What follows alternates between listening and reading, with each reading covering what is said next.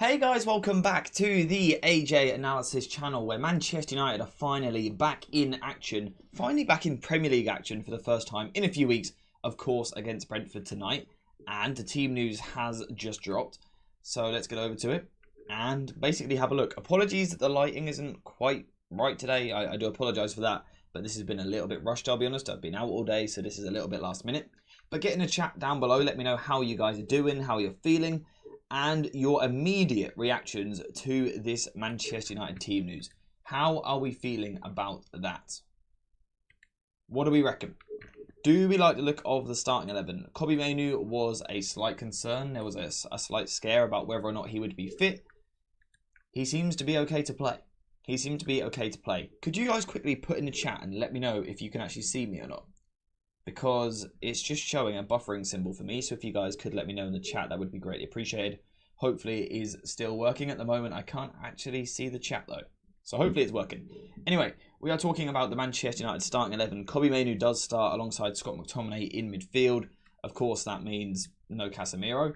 I do have an issue that I can't actually see the chat right now, guys, so I do apologise for that, but at least you guys can see me, so that's something. It's going to be a little bit difficult to talk, so what I'm going to do is get the chat up on a different device to just see it like that, basically. So I do apologise, the stream might be a little bit more jittery than normal, and occasionally I am going to be looking away from the screen to pay attention to the other screen, where I've now got the chat up. So guys, how are we doing? Who we got in the chat? I'm on my phone reading it now. Chad, good to see you. Josh, good to see you. Everyone in the chat, great to see you all. Hope you're all well. What do we make of this starting 11?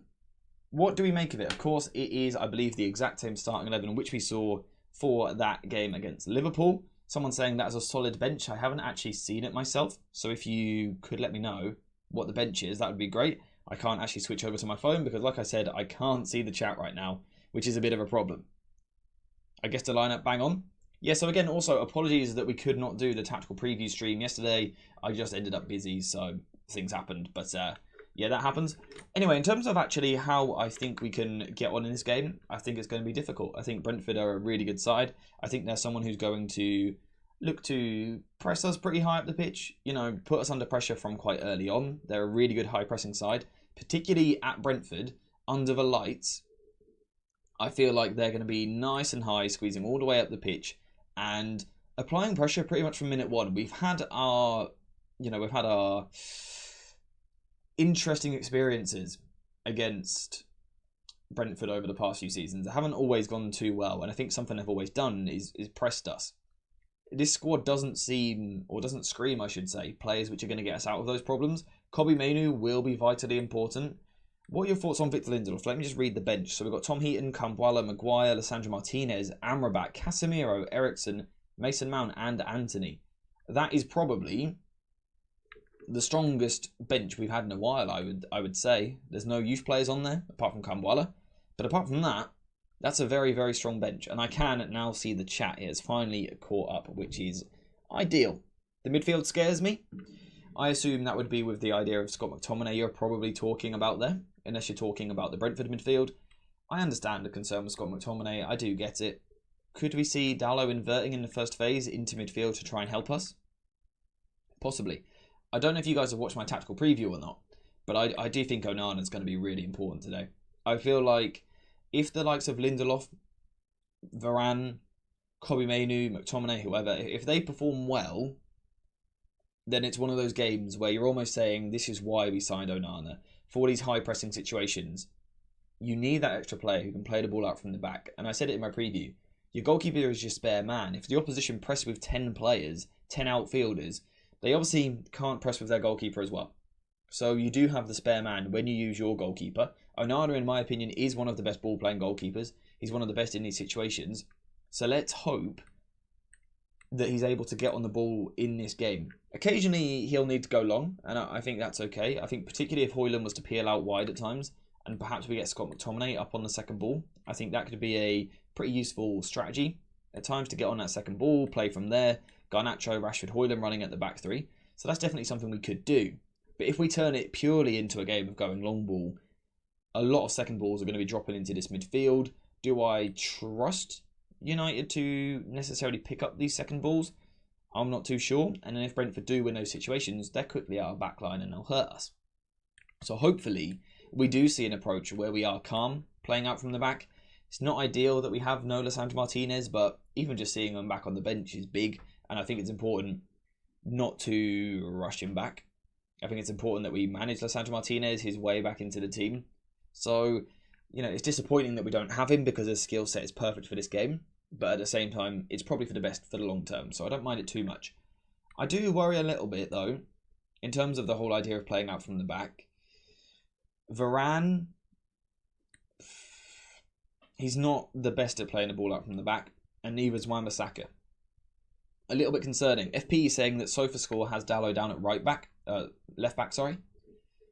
I believe it did last time as well, though. And I said, no, I think he'll play right back, and it did turn out that he played right back. So I think he'll be right back.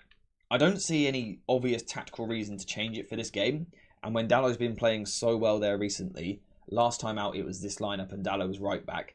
I would be surprised if it's changed, but it might have. Bruno has to have a big game. I feel like we say that every week. What would your guys' thoughts be on Bruno Fernandes and Scott McTominay? Who do you think will be the deeper of the two? Do you think it will be McTominay dropping into the double pivot? Do you think it's mainly going to be Dalot in that role? Or do you think we might see one of those days where Bruno drops a little bit deeper? Perhaps not a centre-back like he did against Liverpool, but Bruno deeper than Scott McTominay?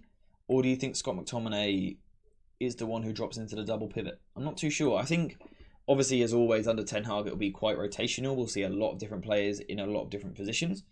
But again, it's a little question mark, which isn't necessarily a bad thing. It's a little bit frustrating for us not to have that consistency of we always know what we're going to do in midfield. But the positive spin on that is if we don't know what we're going to do in midfield, the opposition won't either. You know, Brentford are probably looking at this a little bit, wondering how we set up in midfield. Is it Bruno deep? Is it McTominay? Where's Dalot going to be? It does give us options, and it makes us a little bit unpredictable, which is always a good thing to have. I do believe, though, the big area we win this game, if we can get out from the back, is when Brentford then drop into their mid-block, and this is what I highlighted in my tactical preview video, which I done this morning, I believe. I believe the area you can hurt them is this space here, and also this space here. Now, of course, naturally, fullbacks will go into those areas, Wan-Bissaka and Dalot. Do I trust them to put the types of delivery into the box we need? I'm not entirely convinced. I think Dalot absolutely can from this sort of half space here. When the Brentford midfield is really narrow, which they will be a lot. When they're really narrow, it does give Dalot room to cross. Do we have the same thing from the other side? I'm not too sure. One pattern I'm kind of looking for is Wan-Bissaka going past Rashford, driving into these areas, taking the fullback with him. I wonder if we see one of those games where Rashford moves into this area here. And you know when he has those games where he hits a lot of crosses towards the back post? I feel like we could use that in this game. It could actually be quite handy. The same for Bruno Fernandes as well. Very capable of moving into these positions. Brentford are passive in these areas of the pitch.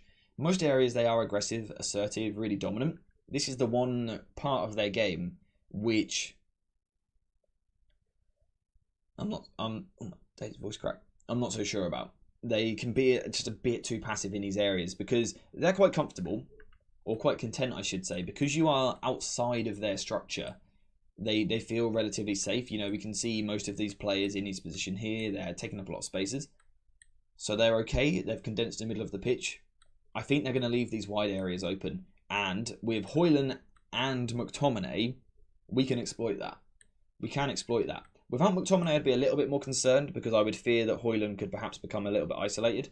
But when Højlund's making these runs across the near post, taking the first centre-back, that ability for McTominay to then ghost in onto the second one, I think it's a big threat. And I am looking towards McTominay in this game. The two kind of big things I'm looking for in terms of us moving forward, looking to attack and things like that, is players in this half space here looking towards the back post.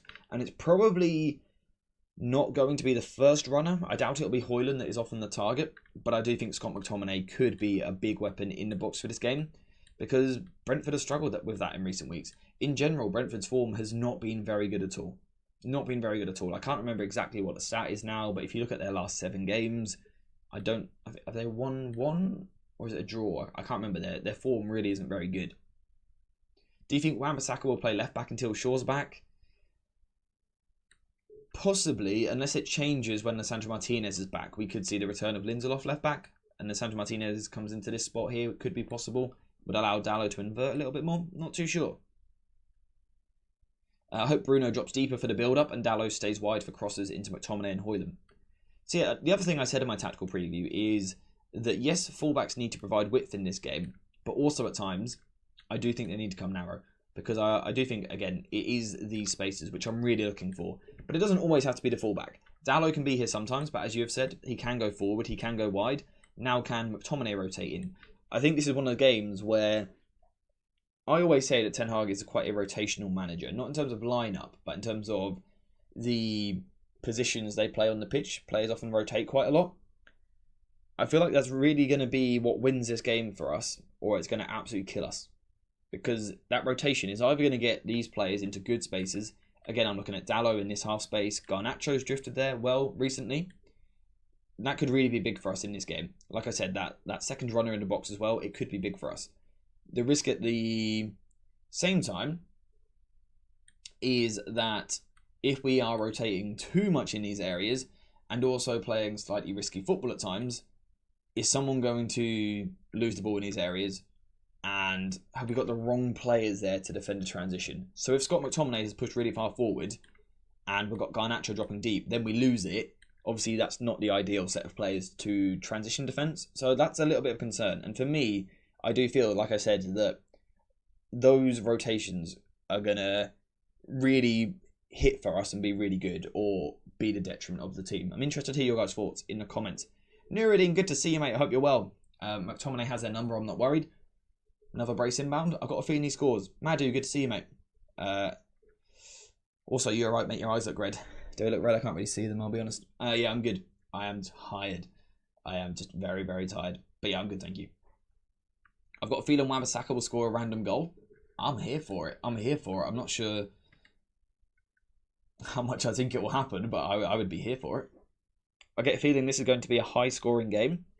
Let's get some of your score predictions in the chat. I know that my brother said 3-0 to United. I've gone 2-1 is kind of where I'm feeling at the moment. Interested to hear what you guys think. We need Bruno to play those line-breaking passes. Yes, please. Brentford are going to be tough. They are a really good, solid side. They don't... Whilst their form has been poor recently, they're still pretty solid at the back. You know, they are still a stern test. I believe... Did they draw 2-2 with Chelsea? They lost by 1 goal to City. They lost by 1 goal to Arsenal, I believe. They're going to be tough to score against. But could it be one of those games where if we were to score a couple of goals, do their heads drop a little bit because of their form recently? Possibly. And also, do you guys think the fact that it's a nighttime kickoff plays into anything? You know, the Brentford atmosphere? Something else which I've read about today was that quite a rare occurrence has happened, in the sense that the Manchester United squad travelled for an away game on the day. So they travelled today rather than the day before, allowing the injured players and the ill players the best opportunity to get back in the squad. That does mean our preparation on match day will have been a little bit different to normal. So, concern maybe. You know, is there a chance we start slow? I think these things, we don't really tend to talk about them that much, but it could be something which plays into the game and might be a concern. Hopefully it's not a problem. Hopefully they've made the right decision. Do you think this game will be less end-to-end than previous matches? Erik Ten Hag hinted at this. I'll be honest, I haven't seen any Ten Hag quotes, so let me know what he said. Because, yeah, Liam, that could definitely be a thing, possibly. I would like it to be. I think end-to-end against Brentford's going to hurt us. Because Ivan Toney, in transition, ouch. Granted, he hasn't got Mbeumo next to him, who I really think gets the best out of him, but Wissa is still a really good player. Someone just said Dortmund are 3-1 up. What's going on there? They were 1-0 last time I checked. Bayern getting cooked. Are they actually not going to win the league this year? That'd be crazy. I was 2-0. 2-0 to Dortmund, but still. Harry Kane's just had a goal disallowed as well in the 91st minute. Oof. I've heard that Jadon Sancho was playing well, which is obviously good for us. Goal disallowed for Kane. Yep. I would love a Leeds performance for morale. Oh, yes, please. I'm guessing that Chad said 6-1 somewhere in the chat with his prediction. I would assume. He did. So Chad said 6-1, Snicky said 4-0, Firestrike said 3-1 to United, another 3-1 to United, 5-0 to United, yes please, Nuruddin saying 1-0, and Matt asking for the Højlund hat-trick, yes please. He said he does not want to play a tennis game. This is Ten Hag. If he wanted that, he would go to Wimbledon. He needs to learn to read the game. Well, yeah, again, I think that's going to be important in this game. I really feel that if we open this up and play transition-based football, again, that crowd's going to get behind Brentford. We know that our away form's a little bit questionable against some of these sorts of sides, but also, I just feel that Brentford, it just suits them down to a T. The fact that these two strikers can get in there and hold the ball up in these areas of the pitch, Tony in particular, then you get midfield runners past them, wingers flying round. It's a little bit of concern. Like someone pointed out earlier, though, the bench looks strong. It would be interesting to see if Mason Mount gets on today. I would feel that, he would want to. He would want to in a game like this, particularly with who we've got available. Looking at the starting 11, he must be sitting there thinking he's got an opportunity to get in. Anthony, will we see him at some point? Because he looked like the only real reserve attacker, I would say, on the bench. So we could see him at some point. Hopefully, if the game is particularly tight as the night goes on, having that extra bit of quality on the bench compared to what we've had recently should be a boost. Because a lot of games we felt trapped by what we've had on the bench. No disrespect to the players which have been there. But we're in a situation, you kind of look to the bench and you think, where are the experienced players who know what to do in this circumstance? Where are the game breakers? Those guys who are going to really change something. I feel like we've lacked that on the bench recently. Hopefully tonight we've got a bit of that back. Hopefully.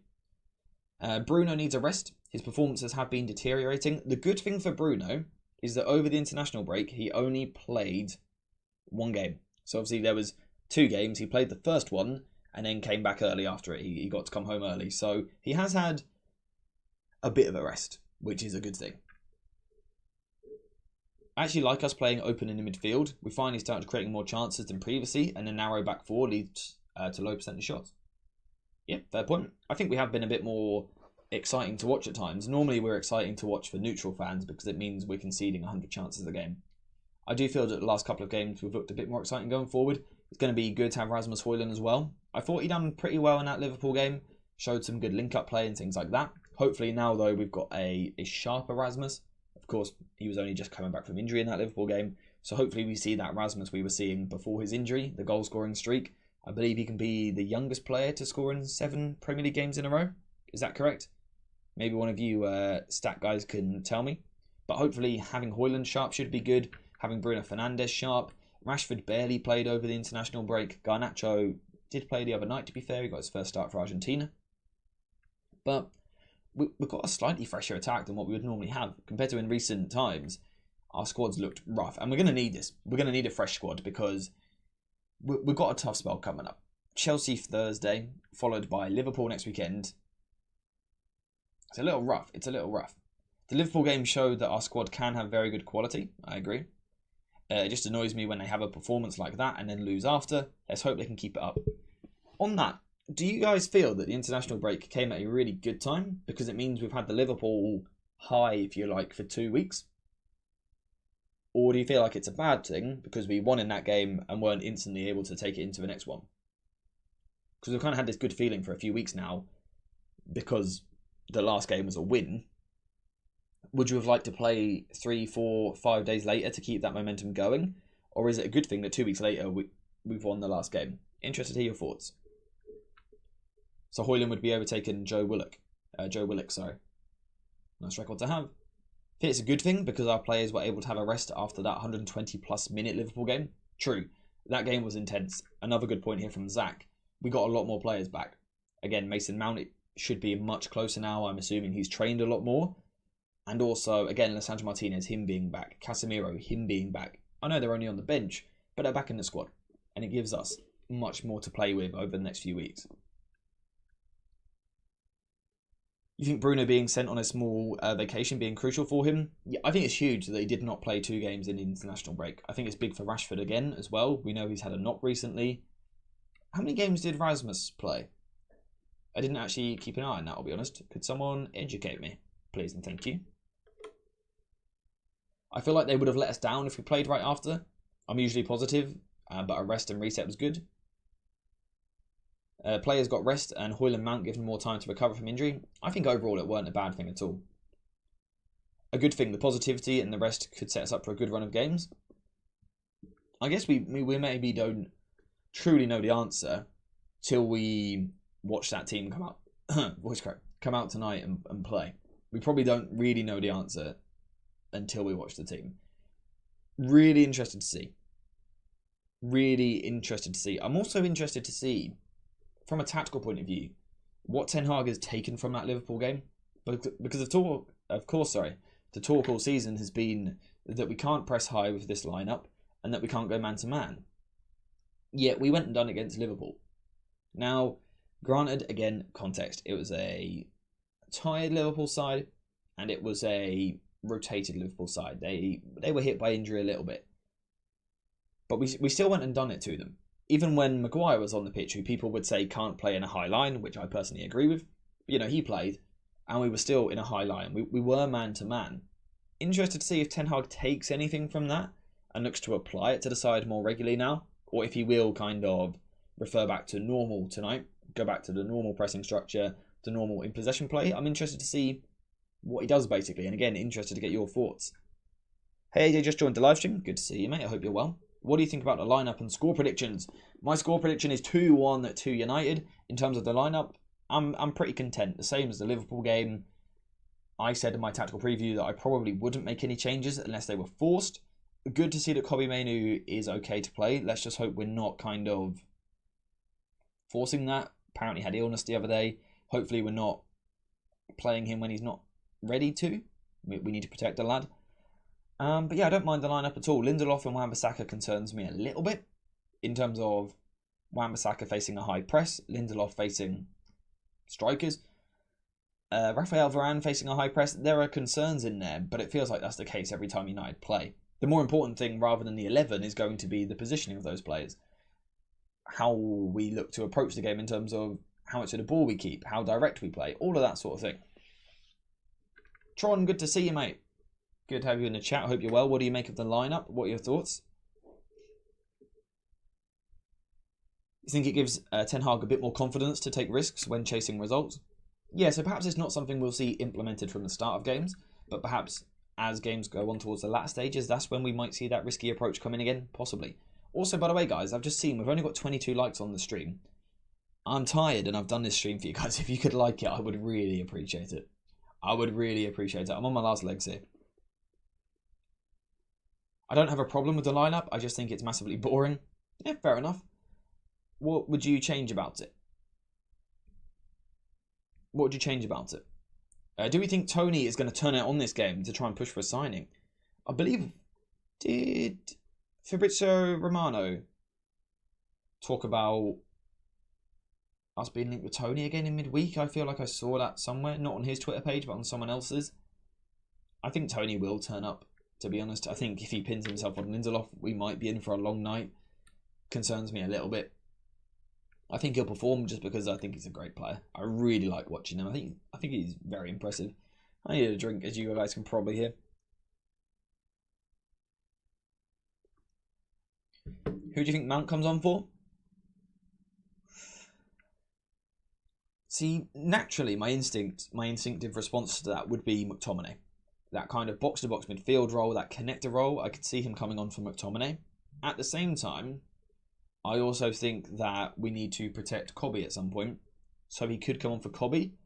I wonder if it's in the realm of possibility for Mount and Casemiro to come on as a double substitution. Casemiro, Mount on for Kobbie Mainoo and McTominay.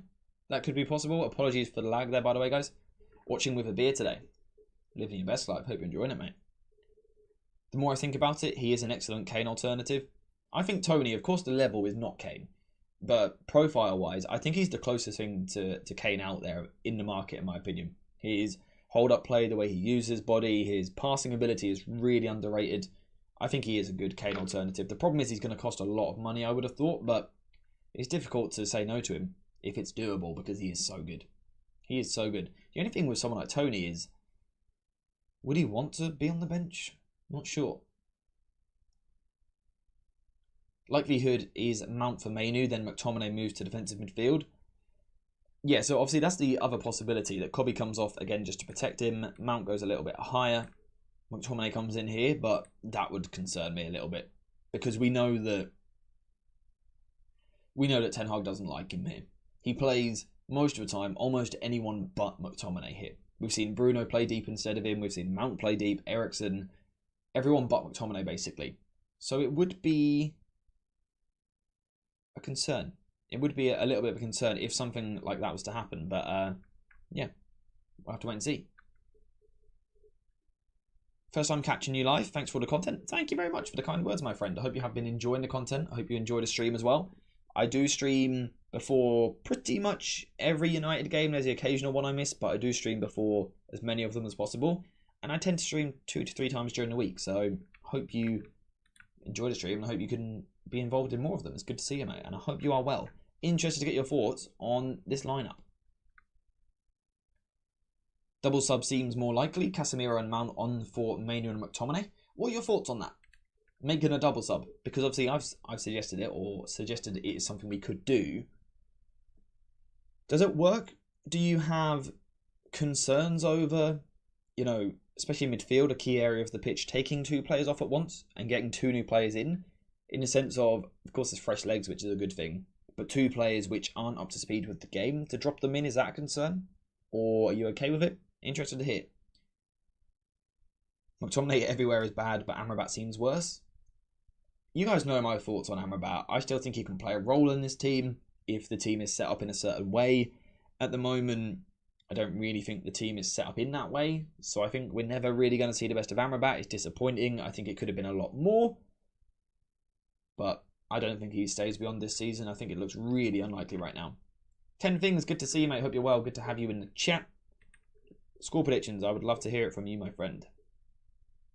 You'd say it's fine to make that double change in midfield. I just have this concern that it kind of disrupts the rhythm of the team a little bit if you do change 2 players. But, you know, they are professional footballers. They can come into these situations. They will have done it before in their career. So there's a chance it would be fine. I do worry about Casemiro from the bench. It does feel like he needs that. He needs that kind of warm-up spell to get into the game. I wonder if just dropping him in cold might see something not too great. Who knows? Or he'll have more energy than everyone else and it will work. Not sure. I think Dalot will be joining midfield because McTominay will be high. Yeah, I've got a feeling that will happen. Wan-Bissaka will often drop deep into a back 3, and Dalot will push into here with Cobby, like so. We've got too many players on the pitch, so let's take Mason Mount out. Something like this. I think that will happen. I think also we will see Wan-Bissaka move up into these areas as well. I think we are going to see a blend between that 3-2 shape like this, 3 down here, 2 in here, and then very quickly you can see the fluidity of formations. Suddenly it's a 2-3 shape, and it looks different. I think we'll see a blend of both. Dalot will also, at times, obviously get round, overlap, look to supply into the box, and that's a good thing. Chad knows what the score will be. Chad, I bet I can guess what you're about to type. AJ for head coach after Ten Hag. I do not want that stress, but I'll take the paycheck. So, deal. Bruno is supposed to play riskier. The problem is when our other midfielders do it too. Toasty, I completely agree with you. My big concern with Casemiro anytime he's on the pitch with Bruno, because they're both quite direct. I don't mind a risky midfielder, but I then like the ones around him to be a bit more conservative. This lineup, to be fair to Scott McTominay, he is fairly safe on the ball. He just doesn't get the ball that much. A lot of pressure on Cobby tonight. He's dealt with it every other time pretty much. So I think he'll be okay. But there is a bit of pressure on him. I think everyone's watching him a bit more now. Now he's been exposed to international football. Everyone's seen him and gone, oh, okay, he's actually really good. People are going to be watching him tonight. You know, the fact that there's no other games on in the Premier League, people will be watching him. But also, tactically, there'll be pressure on him. Brentford will squeeze him and look to take the ball off him. It's a big night for him, playing as a solo pivot, I would imagine, at times. It's a big night for him. But like I said, he's passed every other test with flying colours. So, is it worth our time doubting him? I'm not too sure. I worry about Casemiro full stop at the moment. Lineup is as expected and probably deserved after a Liverpool game. Fair enough. But I also expect to see some minutes in for the likes of Mount and Licher. Concerned about Tony on Lindelof, but start well and it's 2-1 United. That is pretty much my exact prediction. Do you guys think there's a chance that we see Varane and Lindelof switched? Now, of course, early weeks of the season, up till November probably, that was not in the realms of possibility because we were told by Ten Hag that Maguire and Varane cannot play left centre-back when you face a high press. However, we have seen several games since then when one of them has been on the left-hand side and someone like Lindelof, who is meant to be better in those situations, has been moved to the right. Ten Hag has got off that high horse, which is quite nice to see. Interested to see what he does tonight. Does he basically go man for man with the two strikers? It could be risky, but at least you know who you're dealing with. Does he just make sure Varane is on Tony? You know, whatever side Tony plays, Varane plays. Interested to see. I feel like Kobbie Mainoo has that magical ability to mentally block out all of the bad stuff. I hope so. I hope so. I think he does. I think certainly to a massive extent. I think what's important with Kobbie is that he is still so young and he is going to make so many mistakes in his career. In the next 12 months, he'll make a lot of mistakes. He'll give the ball away poorly. He'll concede a goal or two because of it.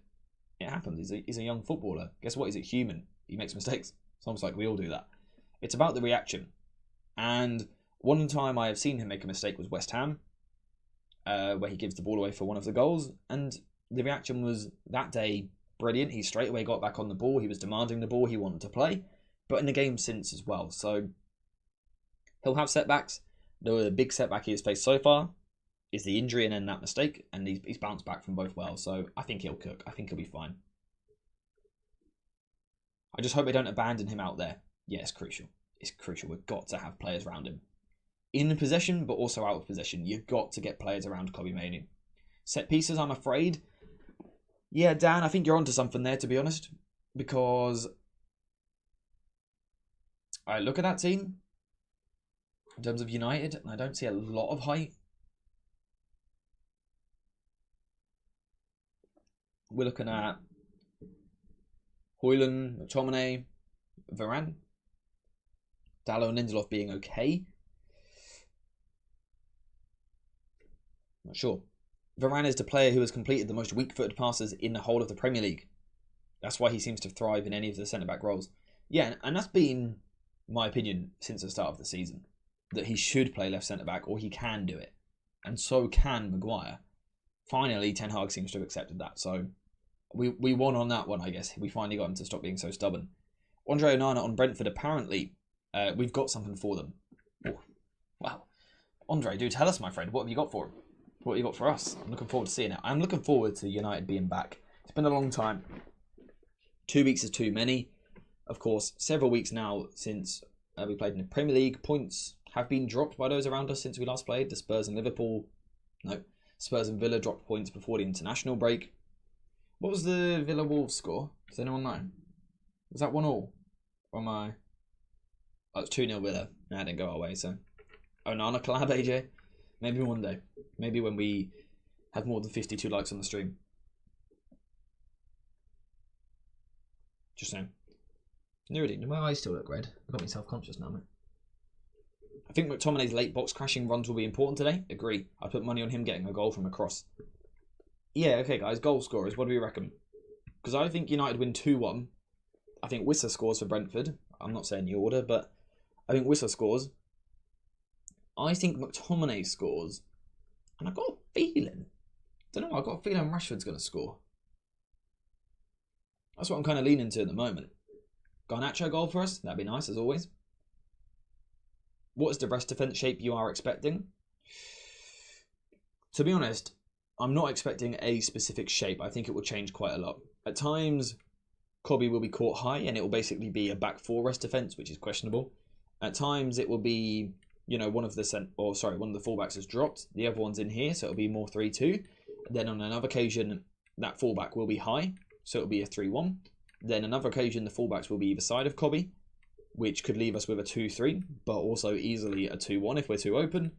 I think it'll be a lot, to be honest. So I don't know that we will have a fixed rest defence. I think it will be quite a fluid one, which I'm not sure is a great thing. Yeah, Højlund scoring obviously isn't a bad shout either. A Wan-Bissaka hat-trick. If Wan-Bissaka scores a hat-trick, he will be a new emoji for the channel. It seems like a decent deal. I think Wan-Bissaka will be okay at left-back, especially with inverting wingers. I don't know about today, but always back United for the win. So 2-0, Rasmus Source. I like it. You've always got to back United, haven't you? You just do. Wan-Bissaka is going to have a class game. He was fantastic on the ball against Liverpool. I think if we are to keep him as a bench option, then we'll have the best backup fullback in world football. Yeah, possibly so. My only problem is that midfield, if Varane and Lindelof fall back too far, we'll lose this game. Yeah. Particularly, again, that's a rest defence thing where, not even the rest defence, it's not getting ready to lose the ball, but once we've lost it, there is this tendency for the defence to drop off, the midfield to go towards it, the forwards to be quite passive, and as we've covered time and time again, it just leaves so much space in midfield. So much space, and it's why we get hurt a lot. Again, Liverpool was different. Eventually. Around the 80th minute, probably. These guys squeezed right up, and it changed everything.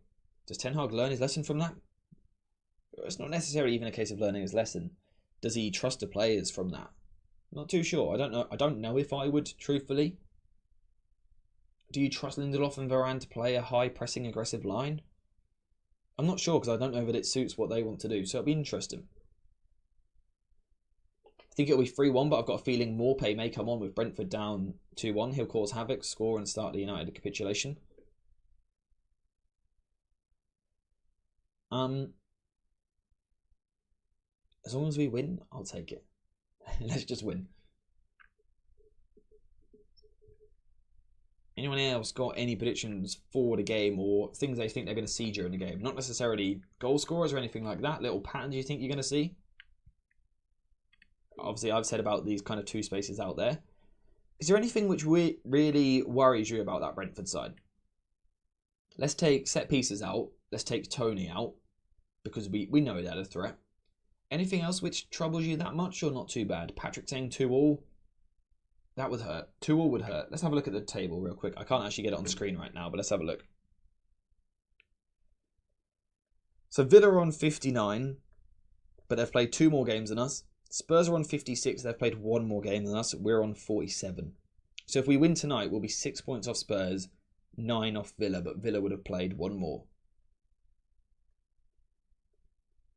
We need to win.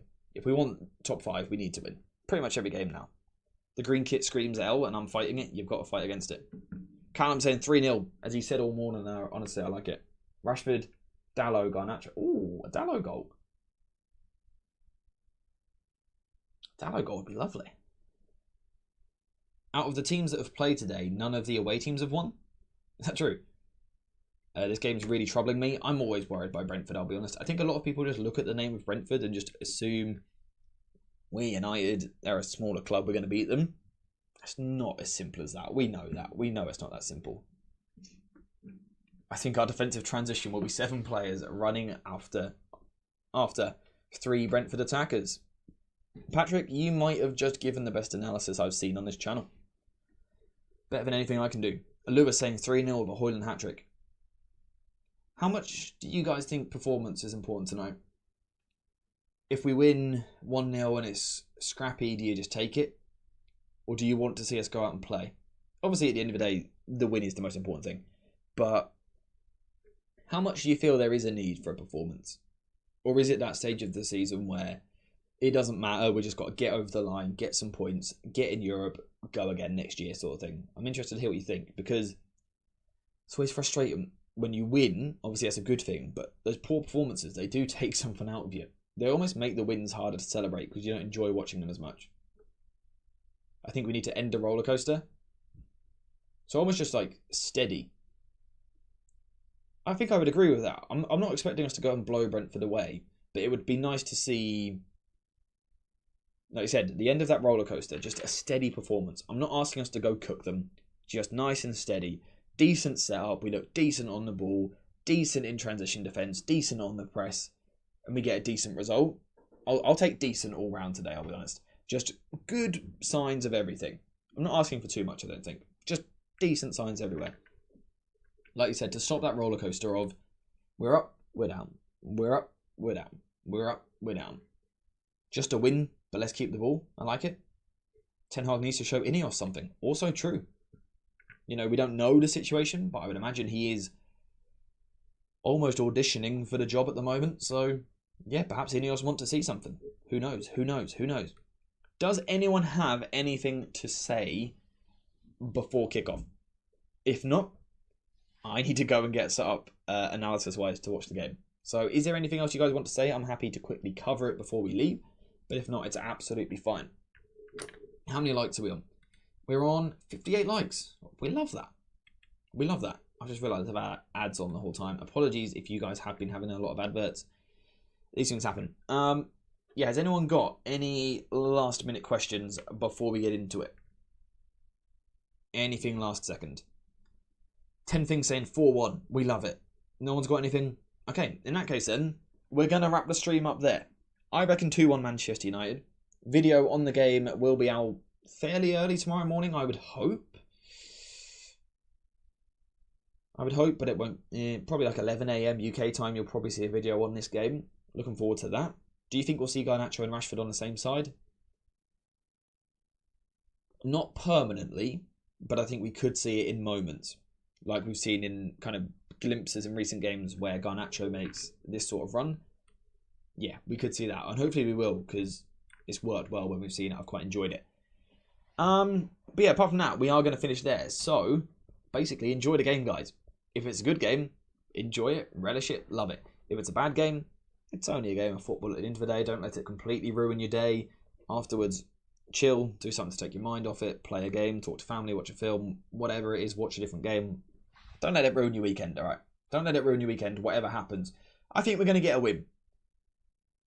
I think we are going to get a win. But like Matt has said there, before we leave, turn the chat green. Turn the chat green. Let's get some love hearts in the chat. Let's get some 100, whatever. I can't remember what our emojis are, I'll be honest. But spam the chat, guys. And yes, I will see you guys first thing tomorrow morning with a video on this game. Plenty of other content coming this week as well. Hopefully a load of streams, providing YouTube works. That's right, I just called you out, YouTube, and what? Hopefully W's in the chat, actually. That's what we need. W's before kickoff. But yeah, apart from that, we are finished. So thank you guys for joining. Thank you to everyone who has liked the stream, which ended up being 60 of you, which is greatly appreciated. And thank you, of course, to the chat, as always. Everyone getting involved. Anyone who's asked questions. Yeah, just basically everyone. I forgot to mention also, we do have a Discord, which is linked in the description of the stream. Join that. Go to the game day channel, the match day channel. Get involved there. It's good chat if you ask me. But in terms of this stream, we are finished there. We are going to wrap up there. So thank you guys very much for watching. Hope you guys have enjoyed it. Hopefully we enjoyed the game and the result. Is that too much to ask for? Hopefully not. But yeah, that's it. I will see you guys in the next one.